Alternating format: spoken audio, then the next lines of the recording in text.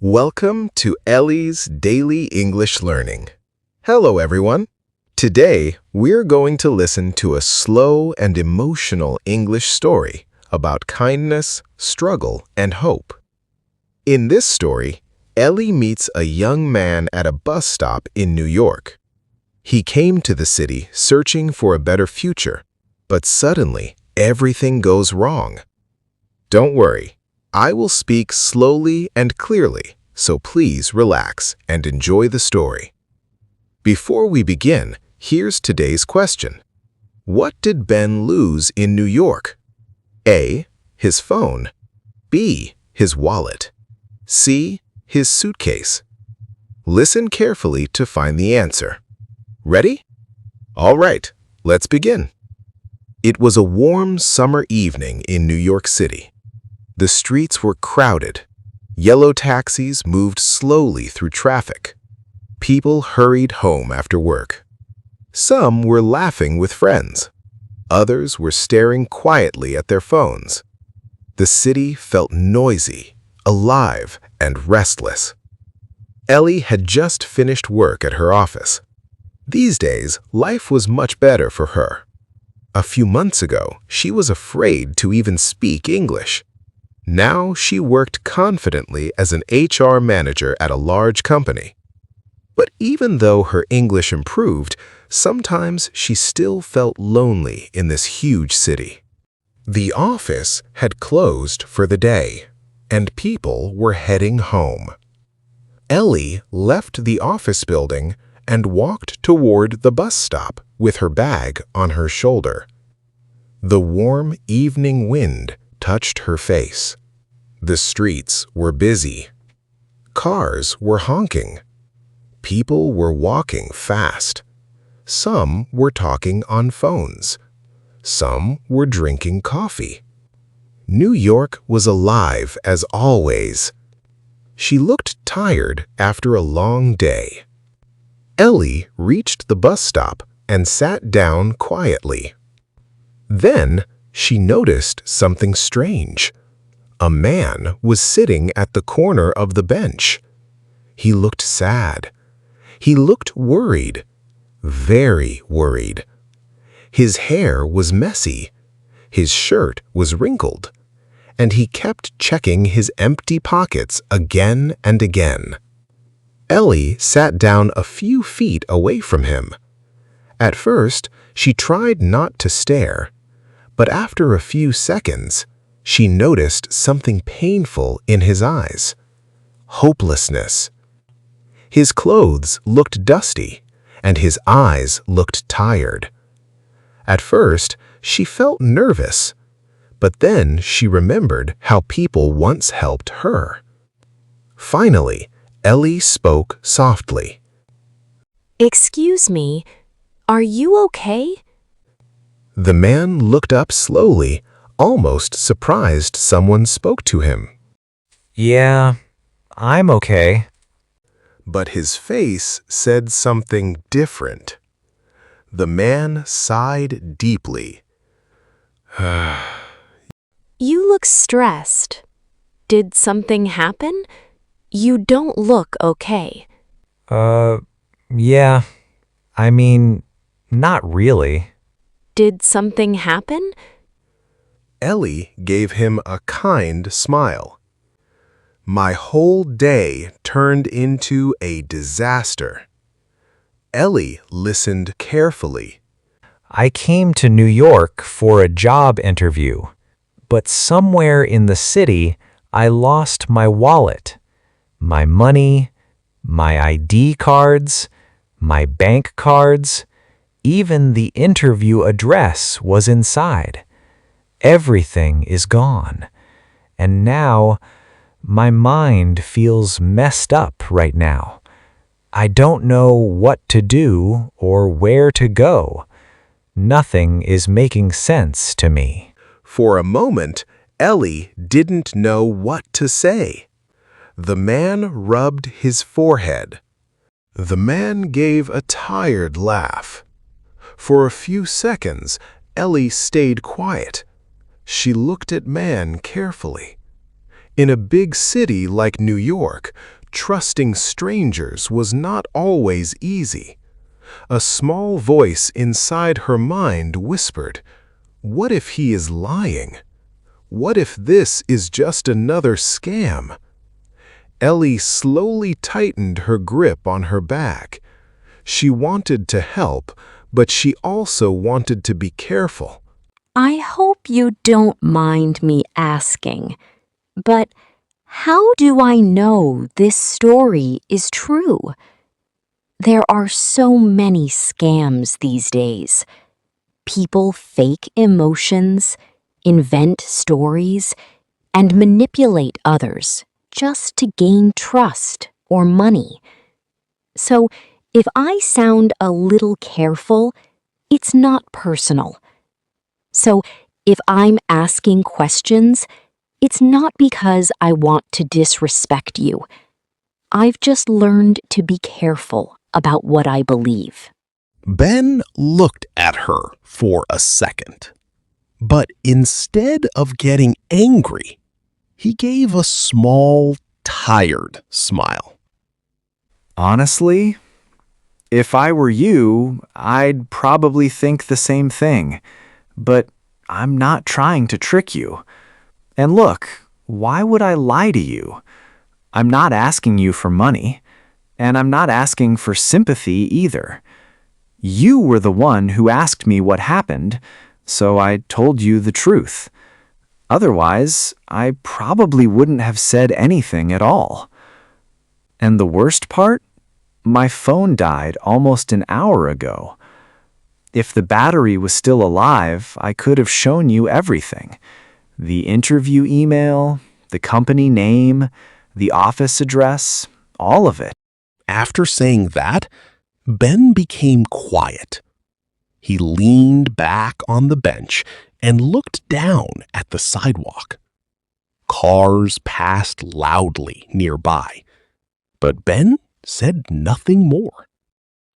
And suddenly, Ellie felt a little ashamed. She realized something. Ben never begged for help. He never forced her to believe him. He was simply a tired man having a terrible day. Ellie looked at Ben quietly, and deep inside, she felt bad for judging him too quickly. Because sometimes honest people suffer the most when nobody trusts them.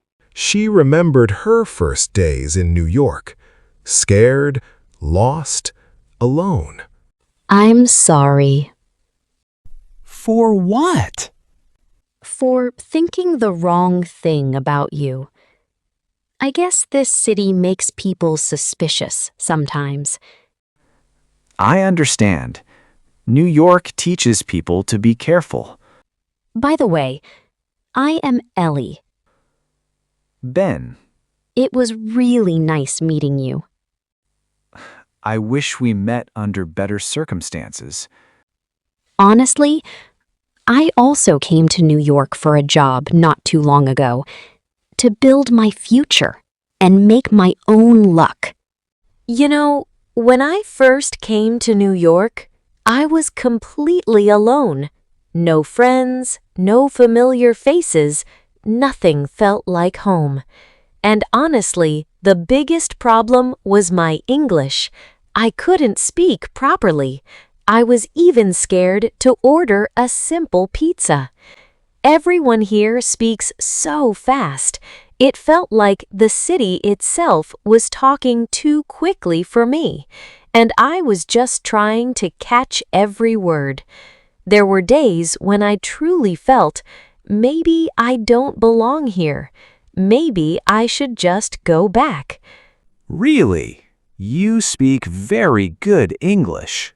But then something changed. I met someone who told me something simple. Success doesn't come to the fastest person, it comes to the one who doesn't stop trying. And slowly, that small belief started changing everything in my life. But honestly, this city has already taken a lot from me. I never expected my first day here to feel like this. When I came to New York, I thought I was walking into a city of dreams, a place where hard work actually means something. But instead, I lost my wallet, missed my interview, and now I'm just sitting here trying to figure out where everything went wrong. I guess the reality feels very different from the dream I had in my head. New York doesn't open its arms to outsiders that easily. First, it tests you hard. It tests your patience, your confidence, your loneliness, your ability to keep going when nobody notices your struggle.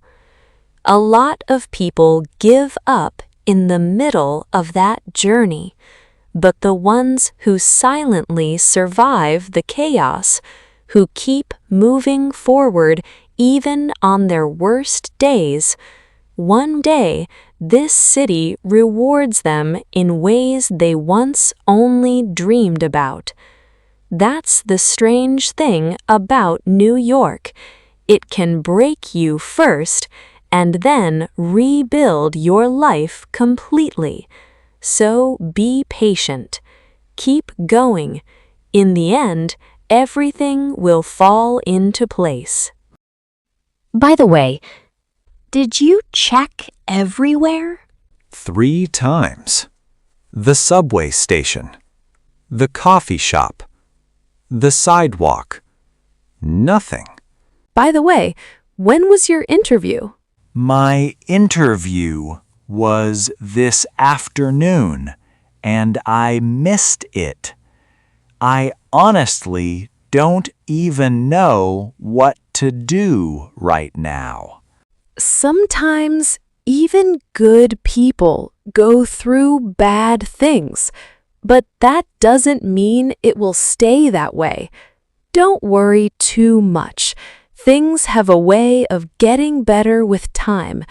Everything will be okay. You're really calm.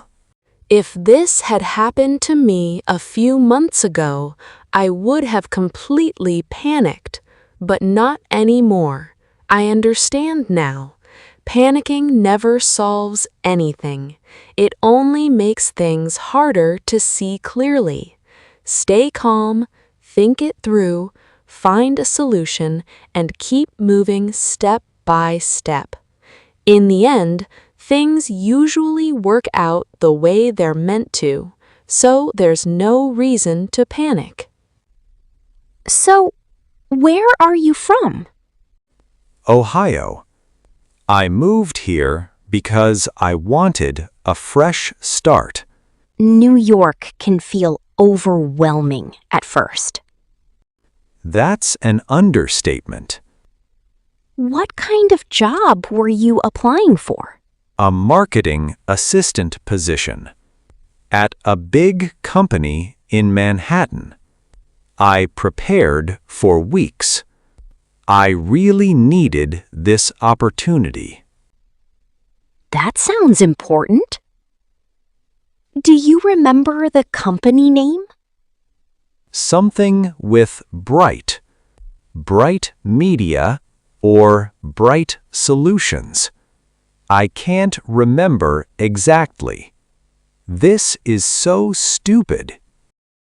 No, it's not. Bad days happen. Ellie thought for a moment. Then she opened her bag. She gave him a bottle of water and a sandwich from her lunch bag. Here, please, take it. You need it more than me. No, it's okay. I don't need anything. I am completely all right. Please, just accept it. It would really make me feel better. Okay, all right. I'll take it then. But only because you're not letting me say no. And I'm accepting it as a friend, not as a favor. Thank you. Ellie reached into her bag and pulled out some money. Ben looked at her quietly, surprised. Then Ellie took out a small piece of paper and handed it to him. Look, Ben, please take this and don't say no, okay? I know you really need it right now. I'm not giving you charity, just think of me as a friend, and this is simply one friend helping another. Once you get a job, you can pay me back whenever you want. Deal? And this is my contact number. If you ever need any kind of help, don't hesitate to call me. Ben looked shocked. Ben stayed silent for a few seconds. Without saying anything, he slowly accepted the money and the paper from Ellie's hand. Just then, a bus arrived near the stop. Oh, that's my bus. I should go now. Bye, Ben. Take care of yourself. Ellie stepped onto the bus. Meanwhile, Ben remained standing at the bus stop, silently watching her as the bus slowly disappeared into the crowded New York streets. Moral of the story: sometimes people don't need perfect answers. Sometimes they just need kindness.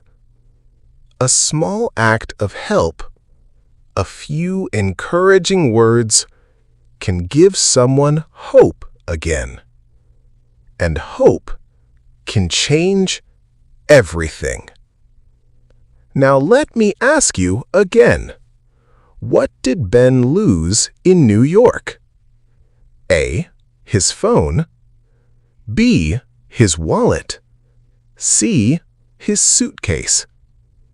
Write your answer in the comments below. I hope this story helped you improve your English listening and speaking skills. And remember, even small conversations can change lives.